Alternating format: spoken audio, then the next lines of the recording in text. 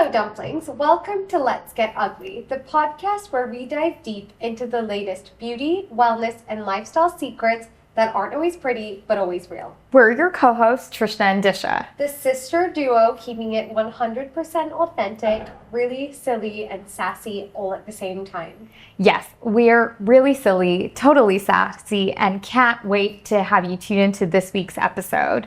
Welcome to Let's Get Ugly. So Moon, welcome to Let's Get Ugly. We're so excited to have you on. Thank you. I'm so excited to be here. We can't wait to dive into your story. It's so multifaceted, and I think it's going to be a great one for people to tune into for sure. I honestly can't wait to talk about you. From mentoring people to redefine their lives to your philosophy of celebrating aging, you are such a trailblazer. Can you please describe to us and our viewers and listeners the work that you do? Absolutely. It's a pleasure. Firstly, thank you so much for having me. It's been so great to connect with fellow Indian savvy ladies, and we're stronger together. So let's start with a high five.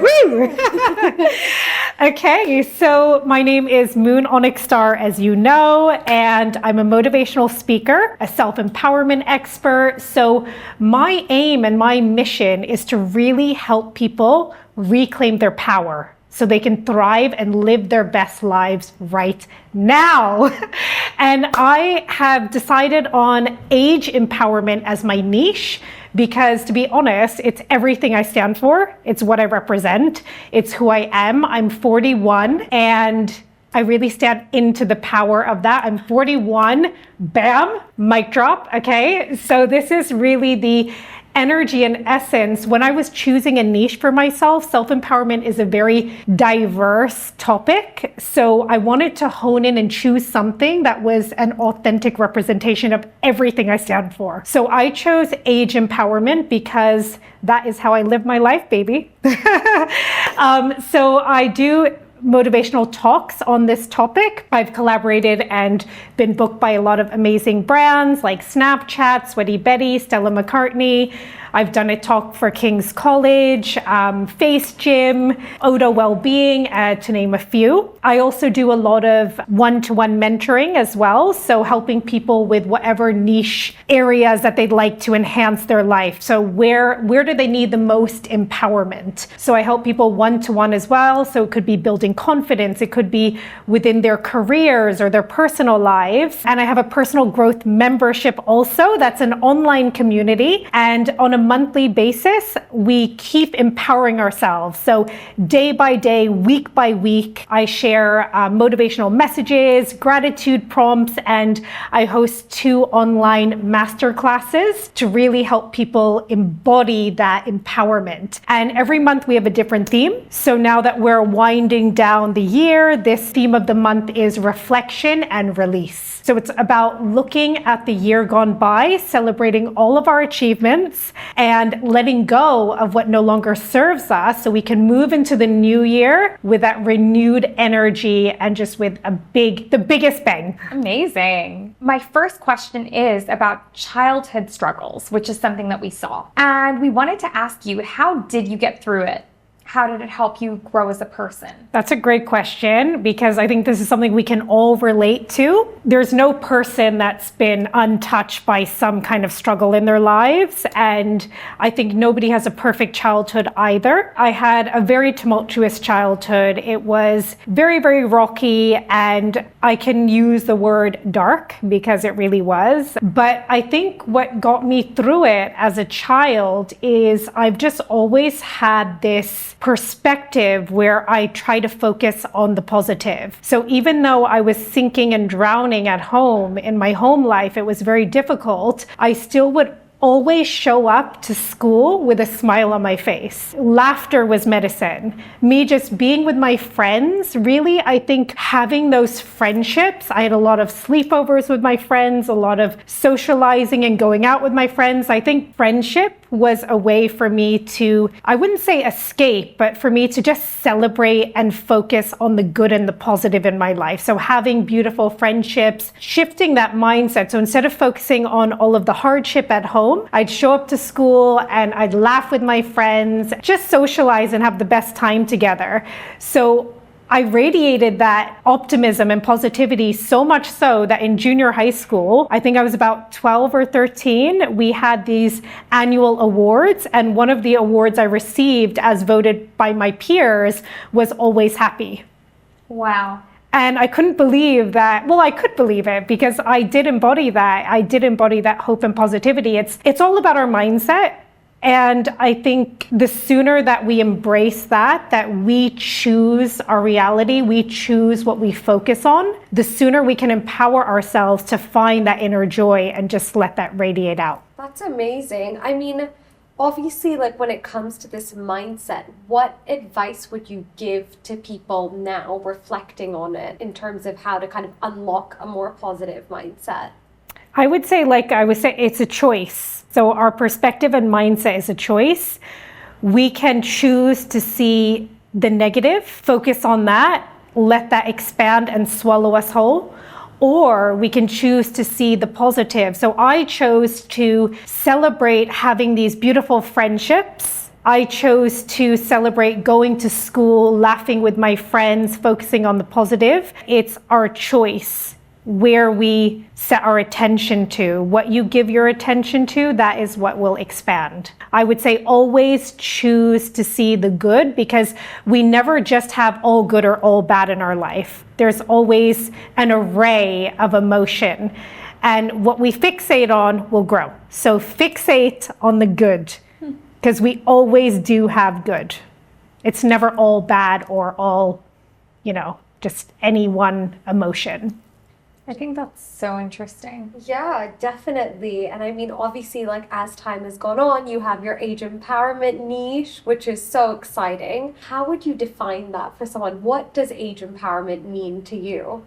Yeah, that's a great question. So my purpose is to help people rewrite the narrative around aging and turn their fear of aging into excitement. And this is a huge task. Massive. Yeah. This is huge. This is no easy mission, but it's so important because I'm not about aging gracefully or, aging with grays or whatever. It's about age on your terms, not based on social expectations and standards. Age how you want to age. If you want to get work done, do it, but do it because you are choosing that. If you don't, if you want to go gray, great. Celebrate it, own it, do it because that's what you want to do. So it's about really reconnecting to your true authentic self, undoing a lifetime of conditioning and taking your power back, making your own choices, living life on your own terms and aging on your terms. I mean, I just am so curious to know, when did the concept of aging become a thing? Because I don't know if you guys can relate to this, but for me, when I was growing up, there was a certain age that I couldn't wait to be. So I spent half of my childhood I can't wait to get older. On my 18th birthday, because in Hong Kong you weren't allowed to drive until then. Some of us still haven't done this yet. No, I haven't. Full disclosure, guys, I don't know how to drive, so if anyone wants to drive me around, please do. Well, on the other hand, on my 18th birthday, that's what I wanted. I signed up for driving school. I got my provisional. That was a real big deal. And I was speeding through life to get to that age, to be able to go clubbing and fake IDs. Do you guys remember fake IDs? No, because I would use yours. Yeah, that's so true. That's so true. I had a really bad fake ID. Yeah. It was a Japanese fake ID. Oh, wow. Yeah, it was very random, but it just looked so fake. And did it work? 12. Did it work? It worked. Okay. But props to you. I always think about it and I'm like, they must have just really wanted those kids in there buying those drinks. There was no way that I passed for 18 until I was at least 18. No, you still I don't even know if Yeah. you passed for 18 now. Yeah. So actually, you probably still get ID'd now, right? Of course. Yeah. I mean, sometimes I'm oh, I didn't bring my wallet. I can't go out. Sorry, guys. Oh, gosh. Knowing full well that I cannot get in without the ID. Yeah.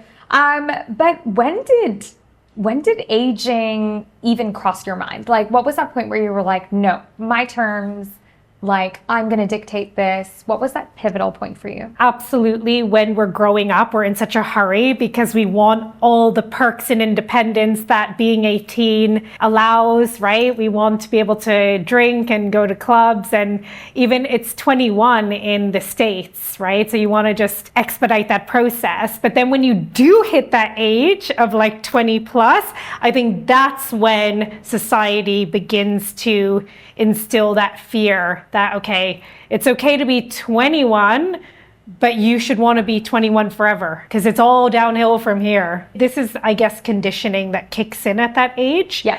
So for me, I would say my lowest point when it came to my age and realizing that I had a real issue with it was when I was 30 and my life felt like it was kind of falling apart and I was restarting my life all over again. And I felt like by 30, there's this tick box and we're meant to have achieved so many different things. We're meant to have, met our life partner by then. We're meant to have our home by then. We're meant to have our dream career by then. And for me, I was just getting divorced at that age. I was moving country at that age and starting my life all over again. I just quit my career and had no idea what I was going to do next. In complete contrast to the social norm, it looked like my life was kind of falling apart. And that was a real low for me. Because of that pressure, I felt paralyzed. I felt not good enough. And it really prohibited and prevented I'd say it stunted my growth because I was so worried about keeping up with the social norms that I just couldn't move forward because I felt not enough. And that was paralyzing. Wow. So it was only like after many years of working through that I was able to take my power back. I mean, it sounds like it was such a journey. I mean, especially because as South Asians or Indians, we're all Indian, but in terms of the broader South Asian community, I was like trying to think of a fancier word. Yeah. I could spell it. Diaspora, yes. Yeah, that's the word. I love it. I'm getting complicated today. Do your thing, girl. But it's kind of a thing, like if you're not married by a certain age, it's like, what's wrong with you? And then if you're getting divorced at a certain age as well, that's an even bigger problem, I think. So how did you deal with all of that noise in terms of she's getting divorced, she's 30, and all of that at that same time? Because they love a goss.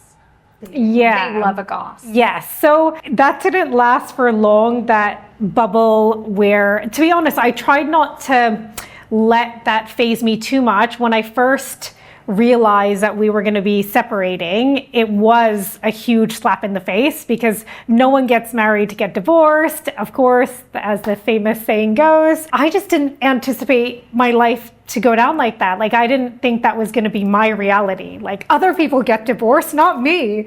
And so that was a big shock to the system. However, I think it was more a shock to my systems. I wasn't really allowing myself to take in any noise around me, or I wasn't really hearing, what other people were thinking and saying, because I was so concerned with my life falling apart and my life going wrong that I couldn't really listen to anything else. Like that didn't affect me because I was so affected internally. But it didn't last long because I ended up moving. So I should probably give you a little bit of a backstory here. So just very briefly, I was born in the UK.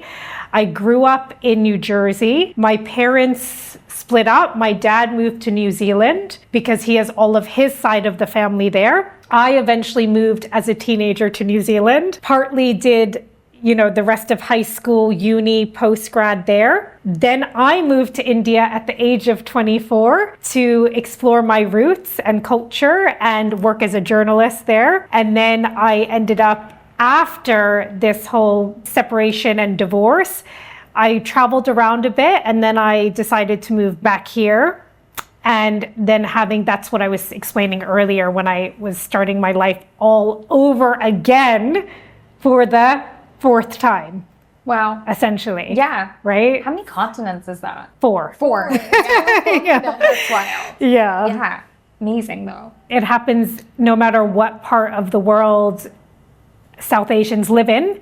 You're still going to be impacted by these cultural standards and norms. I would say, again, just find some quiet time, go within and ask yourself, what do you truly want? And if the pressure of marriage and things, if that's getting to you, if that's not what you want, then just explain to your parents that you're not ready yet. You know, there's maybe this career that you want to pursue, a passion you'd love to pursue. I know it's easier said than done, and I know everyone has their own set of circumstances and upbringings and expectations, but all you can do is be true to you. First, you have to know what you want. Get very clear on that, because the clearer you are on what you want and what you want with your life, maybe there's a purpose or passion you want to pursue, that is going to really translate to your parents.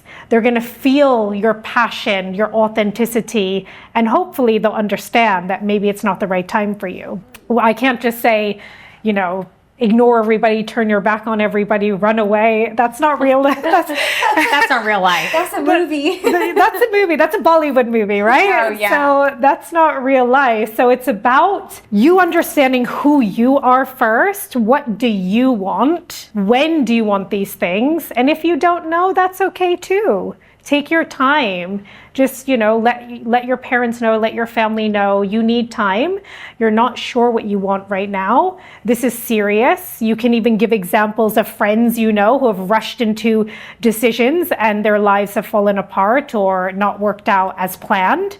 You know, give real examples. Be true to yourself. So important. Yeah, it is so important. I mean, going back to the point of your different nationalities, because you have 4 Yes. different ones, and you were raised at different points in your life in those countries as well. In terms of your upbringing, like how did living in these places make you the person you are today? Not really identifying with one particular nationality. Obviously, I feel like if anyone asks me where I'm from, I always say I'm Indian. Right, I'm very proud of my heritage, very proud of my ethnicity, my culture.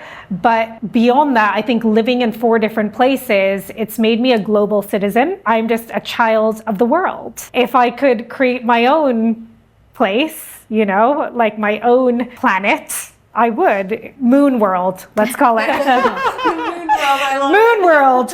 If I could create Moon world, I would. Because I would say there's no one place that I really identify with or one place where I feel like I truly belong. I just feel like a global citizen. Speaking of belonging, when you were growing up there, did you always feel like you belonged? Not really. So America, growing up there, that's all I knew at that time. But moving to New Zealand, I felt very out of place. Wow. I did not feel like I belonged there. I did not feel like that was my home or my culturally. It felt like a bit of a mismatch because I had come from America. I was very vivacious and just, you know, American kids, completely different culture. And then you go to New Zealand, it's like quite a contrast. It's a bit more reserved. I remember coming from America, I used to wear like mini skirts and crop tops, and that was cool as a teenager. Everybody did it. And going to New Zealand and dressing like that, I went to this all-girls private school, and I remember being called a slut for wearing mini skirts and stuff. So it was a bit of a shock. And for me to feel like I belong there, I focused on the positive of the place, and I tried to carve out my own path there, and I brought my passions to that culture and that place. So this all-girls private school that I went to, I started up a dance team there because I grew up as a dancer in America. We didn't have a dance team there, so I brought that there, and I really tried to live my best life there. So I started up this dance team. We were perform competitively and just for performance-wise. I remember I got us a dance teacher as well. Like I used to go for dance classes in Wellington, in the city where I was living. And one of the teachers there, I asked her, I was like, can you be our teacher for my school? She came in, she was our official dance coach, and really built that team up. Then when I went to university, I joined the dance team there. So also how can you belong? It's by finding your passions, joining communities, finding your like-minded, whatever like common interests you have, go for that, because you will always find a community and you'll create your own. I think that's great advice, to be honest. And I think it's something that a lot of people can relate to, especially with the way that the world's moving. I mean, in this room right now, you can't see our crew, but it's very, very diverse in terms of different nationalities and different places and different parts of the world. So yeah, I think fitting in is always something we're always going to have a little bit of a struggle with, and Definitely. feeling a sense of belonging. And I think we felt the same way growing up as Yeah, but well. also we were very ugly. That is true. Moon, I said we weren't ugly. We were ugly. But Oh, trust me, we all had that ugly duckling phase. Every one of us. There's no teenager that wasn't awkward. So But I guess, yeah. Speaking of ugly and beauty, I wanted to ask you about the beauty industry, because I feel like it is something that to an extent promotes but also hinders aging. And I wanted to get your perspective on it at the moment. What do you think that they could do to improve the perception of aging? start by changing the language around aging. That's actually one of my key steps in my age empowerment niche. So if people come to my workshops, one of the steps is changing the language you use around aging. So instead of anti-aging, they could say pro-aging, or they could even use something like age empowerment. Like, that's so beautiful. This is why I use the term age empowerment, because it's like, your age is only a strength. It's only going to empower you. So I'd say they can change the language. One thing that needs to change for sure is targeting children. So there's this whole phenomenon now called Sephora Kids. yes. Right? And now the beauty industry is going after preteens, so 10 to 12, 13 kids of that age.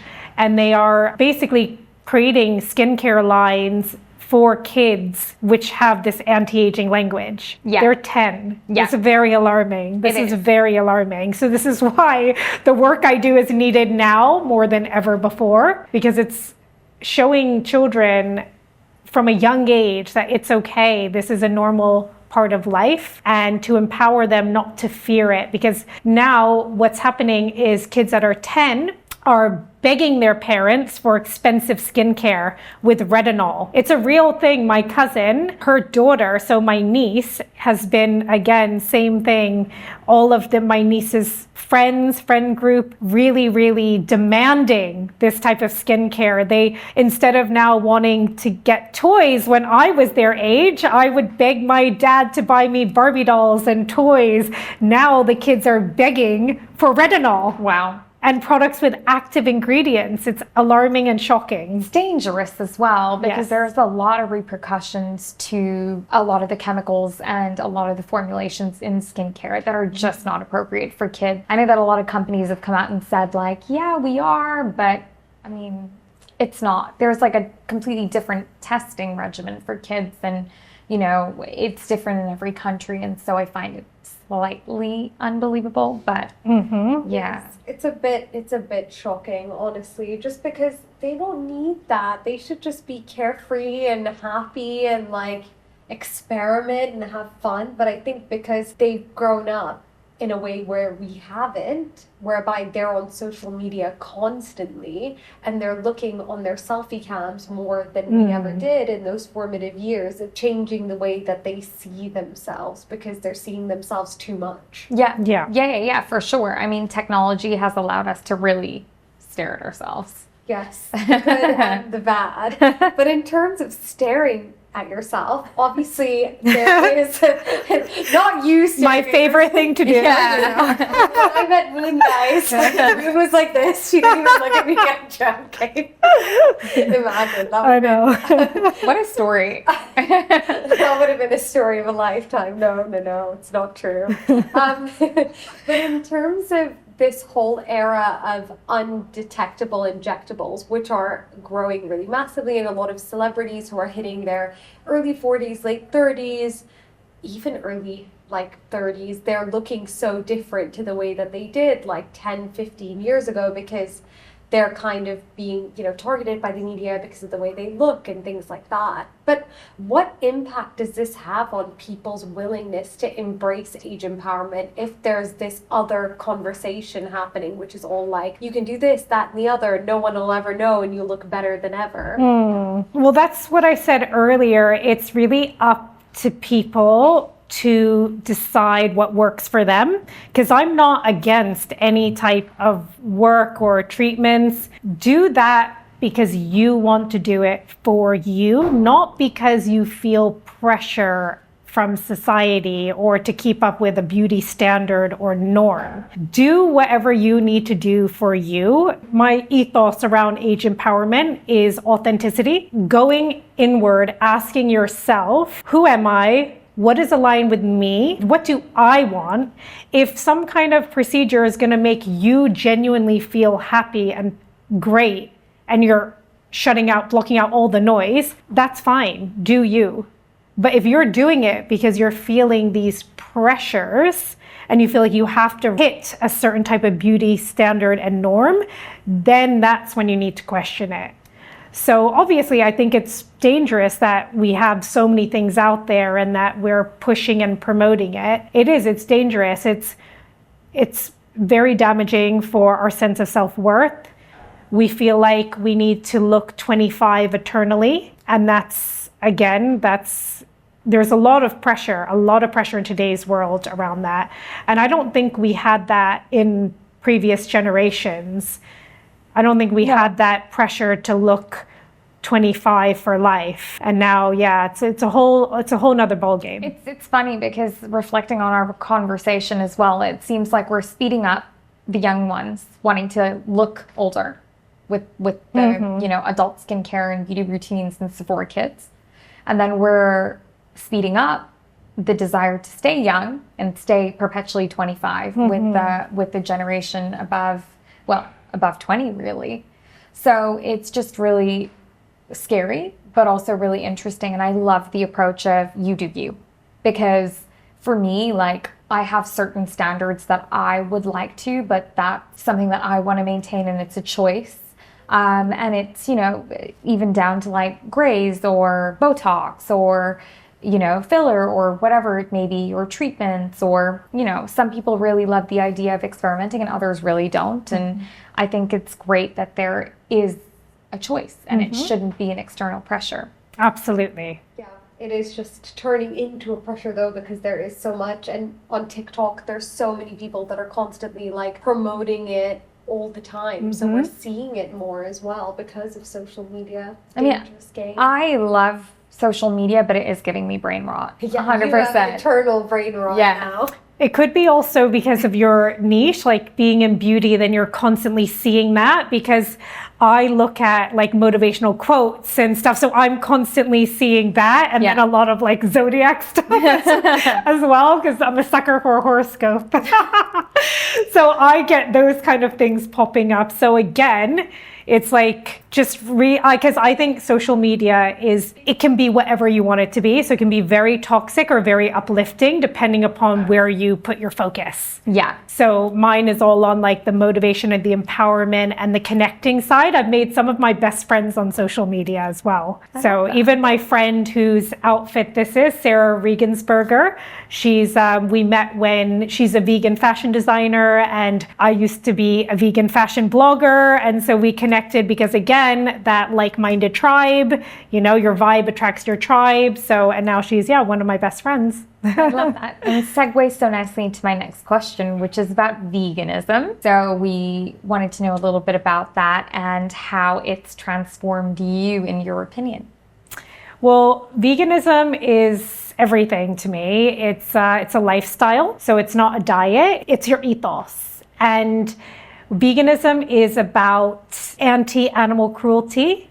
It's being an advocate for animals, having that ahimsa, which is a view of non-violence, right? So ahimsa means non-violence, not causing harm to any living being, protecting and having compassion towards all living beings. I've been vegetarian since I was a kid. I grew up actually in a divided household. So my mom was strict vegetarian, never ate meat, never drank alcohol, never smoked a cigarette in her life. And then my dad's side of the family were, a bit wilder. So they, a lot of Sikh Punjabi families consume alcohol and have a meat-heavy diet. As a child, I was a bit conflicted and both of my parents would try to influence me, but I always loved animals growing up. So when I was about, I think 7 or 8, I decided, I'm like, animals are my friends. I love them. I can't hurt them. It doesn't feel right to eat a hamburger or pepperoni pizza. It just didn't sit well. So I stopped, became vegetarian, and it's when I moved to London that I started to learn more about veganism. So what I learned through like PETA videos and exposés when I was doing some research is that the dairy industry is at par with the meat industry. It's as cruel, if not more cruel than the meat industry, and the leather industry as well. It's not a byproduct of meat, it's its own industry. So this was all very eye-opening and shocking for me. And as soon as I learned this information, I became vegan overnight. So for me, vegan is just taking a stand and being true to who I am. Again, rebelling, this says rebel, so rebelling against social norms and conditioning and making my own choices that are in alignment with me. So again, I think like this self-empowerment niche and world is so appropriate for me because I think everything I do, I really try to empower myself and others to make choices for themselves. So yeah, that's why it's important to me. I think that's amazing as well, and I can see how it's being adopted in your practice that you do as well. But my question is more for our listeners and viewers about how people get in touch with you. I absolutely love to connect with people. It's one of my favorite things is to connect with like-minded people, and any questions people have or interest in my work, they can reach me on Instagram at moon.onyx. onyx.starr with a double R. So that would be the best way to just send me a DM. They can email me, moon@moononyxstarr.com. Amazing. And before you go, we have our 3 quick fire beauty questions. We ask them to everyone, but I must ask you, are you ready? I'm super ready. Great. Let's go. So the first question is, what's one beauty rule you love breaking? I've broken it now, but I might not later. So far, it's been not having any Botox or filler and being in my 40s. I think being a woman in my 40s in today's world and not having had any is kind of breaking the rules. Yeah, and it's also amazing. Over to me. If you could give your younger self one piece of beauty advice, what would it be? Don't fixate on external beauty, because your real true beauty comes from within. Just being true to who you are, being true to yourself is the most beautiful you'll ever be and look. So just radiating that inner beauty. That's so nice. And don't worry about your peers, don't compare yourself, don't think that you're the ugly duckling and everyone else. What if it's facts? Yeah. I'll show you pictures. We'll exchange our pictures later. Last one. What's a beauty moment, good or bad, that you will never forget? Would be when I decided to shave my head. First, I went short, so going short, then shaving it, then having it even this length is probably the most liberating thing I've ever done in my life. Wow. And I really recommend that every woman at some point in their life just goes short. It's so empowering because as women, we're so used to hiding behind our hair. But with this, it's you're just out, you're just there. And I couldn't have done this. It's only with age, self-work, and building that confidence that I could get to this state of feeling so empowered that I can rock this look. So I'd say that's, probably my most liberating beauty moment ever. And then I have another one, which is more of a fashion moment, but you guys are fashionistas, so I can share this. Yes. It's when I did my first age empowerment talk at Soho House Greek Street. And I was wearing this really kind of sexy, sassy bralette from Stella McCartney. It was like a black bralette with these gold chains, but I had a blazer on top buttoned up. And that was going to be my look for the evening, with a pair of like really nice jeans. And then right before I got on stage, my friend was like, unbutton your blazer. And I'm like, oh, I couldn't possibly. Everything is going to be on display, like, because it's like a bikini top, right? So that means like your whole stomach is out, like chest, like everything is on display. And I was like, I couldn't possibly. and my friend's like, just trust me on this. Like, you look the best you've ever looked. Like, why are you hiding? So right before I went on stage, I unbuttoned my blazer and I went up there, and it was like, I never felt like more sexy or empowered. Wow. It was such a freeing moment. So I'd say, that as well. Amazing. Love it. Before we officially wrap up, we have our Oracle card segment. Yay! So you'll My get favorite. I love Oracle cards. feeling this one. Remove any obstacles you Ooh. might have in the way. Ooh, I like that. So it's like you can see she's becoming very raw and real by taking off her makeup. Very you. But Moon, this has been such an uplifting conversation that we've had with you, and we've learned so many different things today, and we've absolutely loved it. I just think it's been so nice to see every chapter of your life and the little snippets of the travel and the different lives that you've lived. I feel like you had so much wisdom and energy, and just thank you for coming on and sharing that with us. Thank you guys so much. It's been such a delight. You're like the loveliest pair, loveliest sisters. And it's been an honor. So thank you so much for having me. Amazing. Thank you.